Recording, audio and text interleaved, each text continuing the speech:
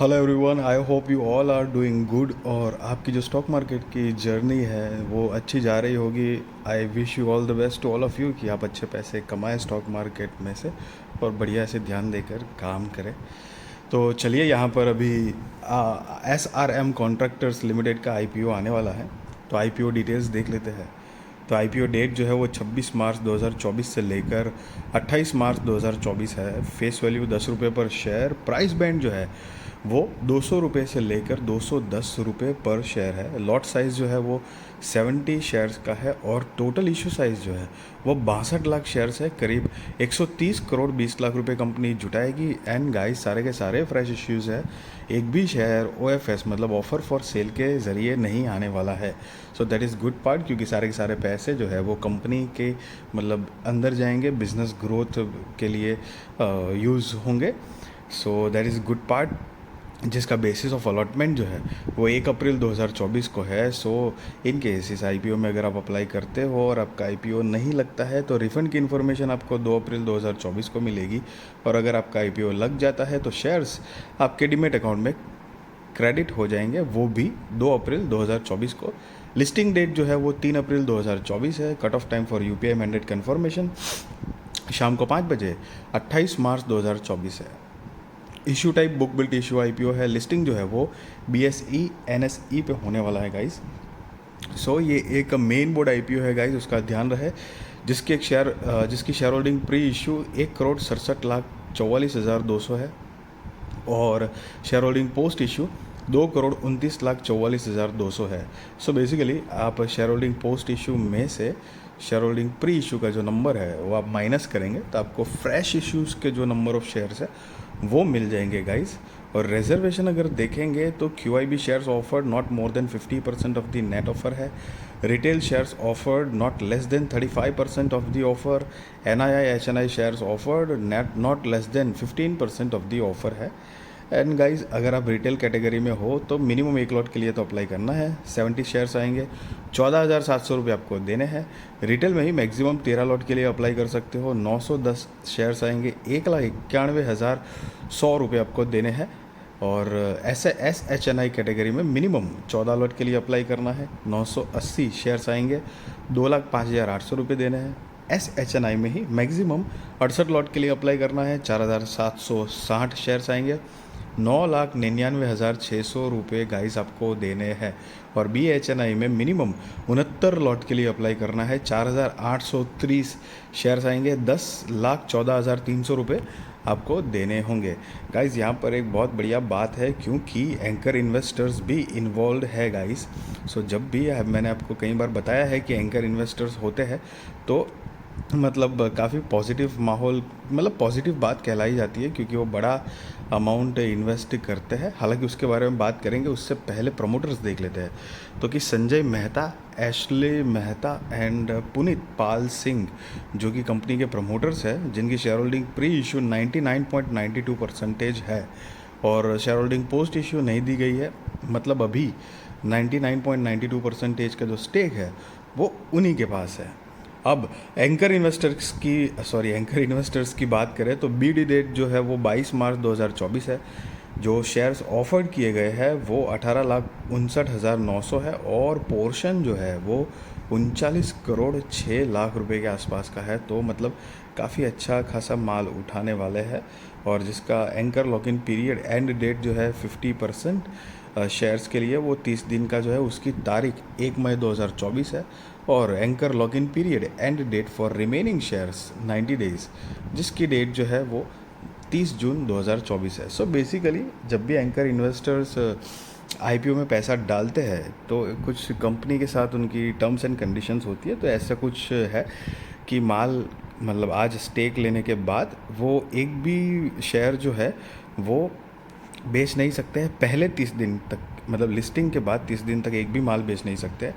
तो मतलब 30 दिन के बाद अगर बेचना चाहे तो 50% का हिस्सा बेच सकते हैं और बाकी का 50% का जो हिस्सा है वो 90 दिन के बाद वो बेच सकते हैं। तो ये कुछ टर्म्स एंड कंडीशंस बताई गई है। हालांकि अगर आपको आइडिया नहीं है तो मैंने डिस्क्रिप्शन में वीडियो की लिंक दी है। Who is anchor investors, brief information है, अगर आप चाहो तो जाकर देख सकते हो guys.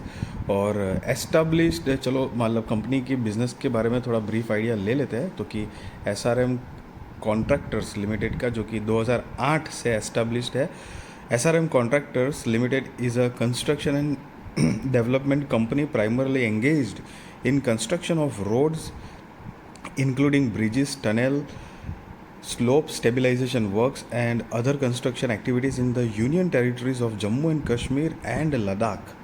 The company operates as an EPC contractor and on a unit price basis for infrastructure projects and subcontracts infrastructure construction projects.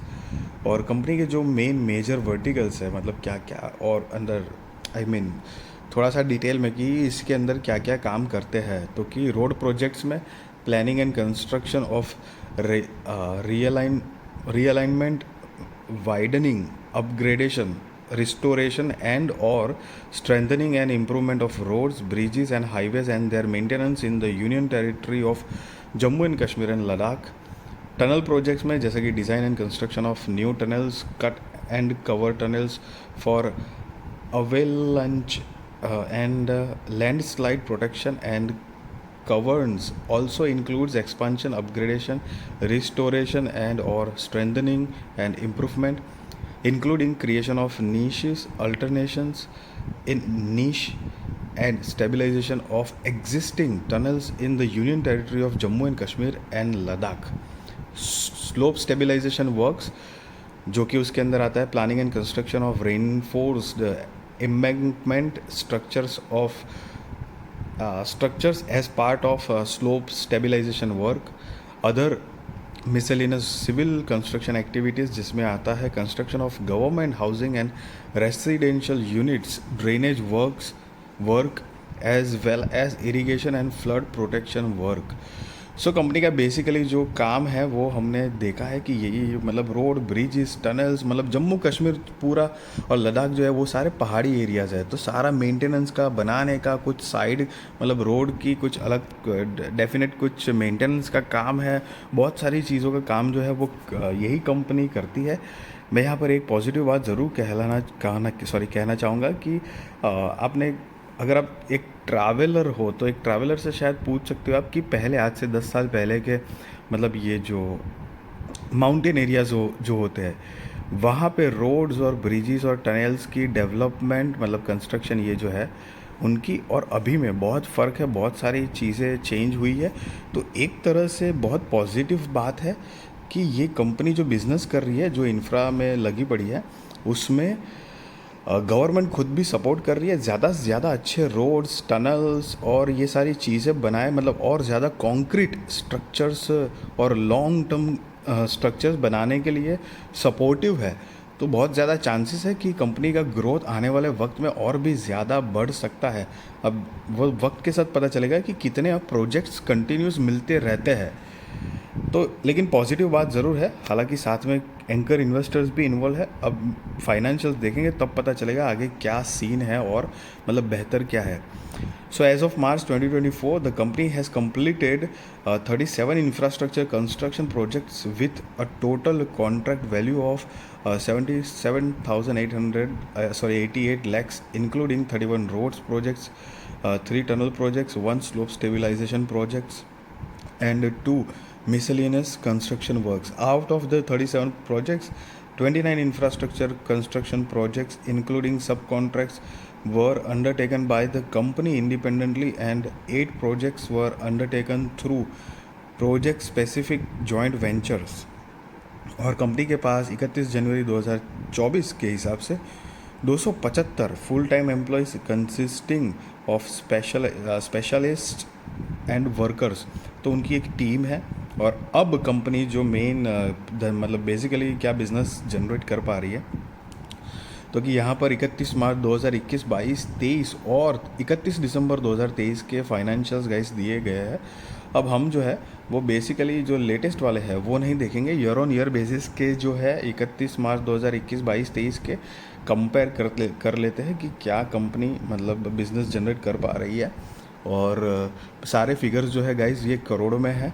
तो असेट देखते हैं तो कि मार्च 2021 में 112 करोड़ रुपए के आसपास था, जो बढ़कर 137 करोड़ रुपए के आसपास हुई है। रेवेन्यू 161 करोड़ रुपए के आसपास था, जो 300 करोड़ रुपए के आसपास हुआ है।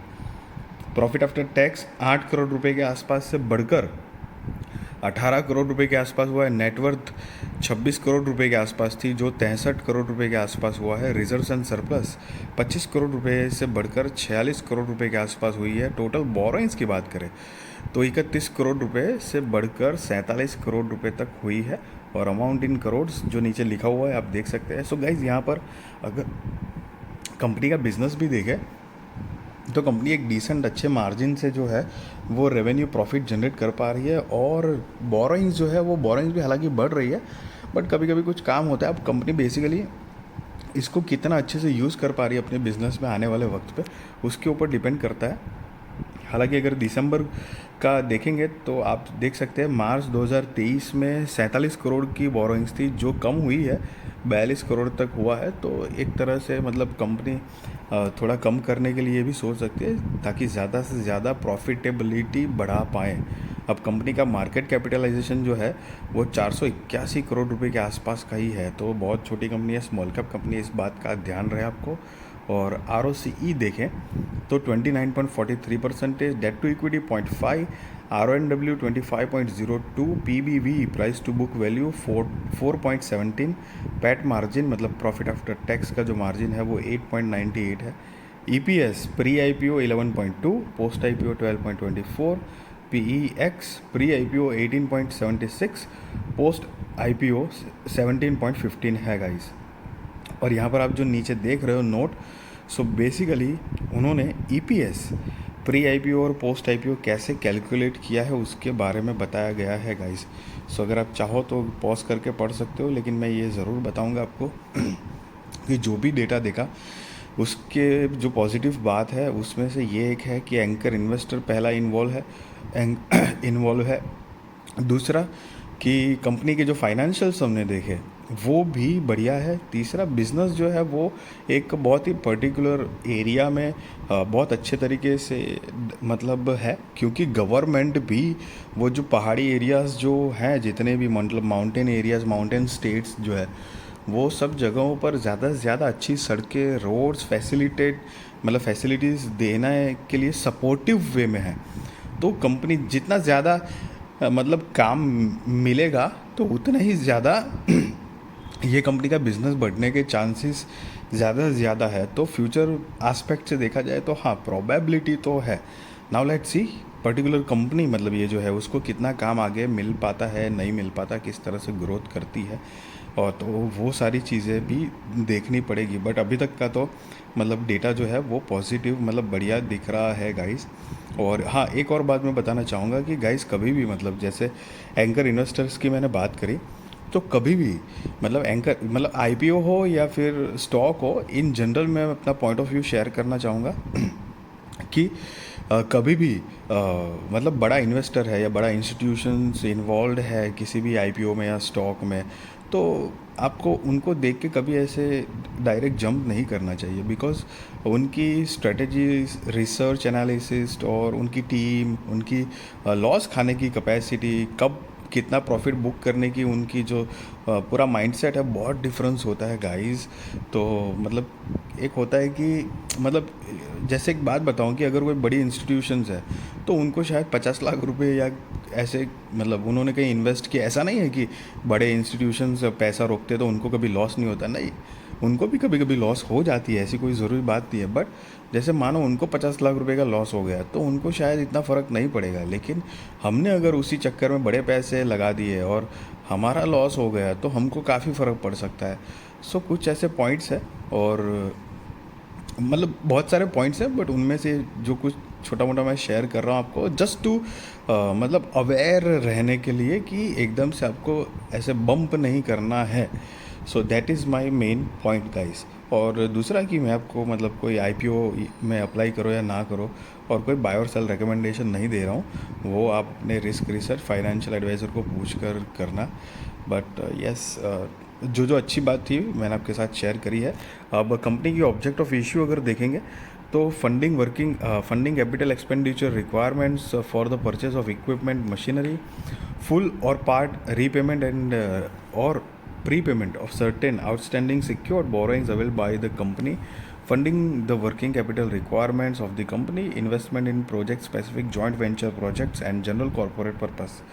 सो बेसिकली कुछ ये 5 रीजंस दिए हैं, मेजर रीजंस यहाँ पर कंपनी ने आईपीओ लाने के लिए। So guys, be responsible trader, be responsible investor, value your money and I wish you all the best कि आपका मतलब जो स्टॉक मार्केट की जर्नी है वो अच्छी जाए, आप पैसे अच्छे कमाएं एंड ध्यान से काम करें। और यस, वीडियो अच्छी लगी तो ज़रूर लाइक शेयर सब्सक्राइब करिए। आपके सारे कॉन्टैक्ट के साथ भी मेरी वीडियो मेरी चैनल शेयर करिए ताकि उनकी भी स्टॉक मार्केट की जर्नी और भी ज़्यादा कॉन्फिडेंट, सक्सेसफुल और अवेयर हो पाएगा। इस thank you so much for watching this video.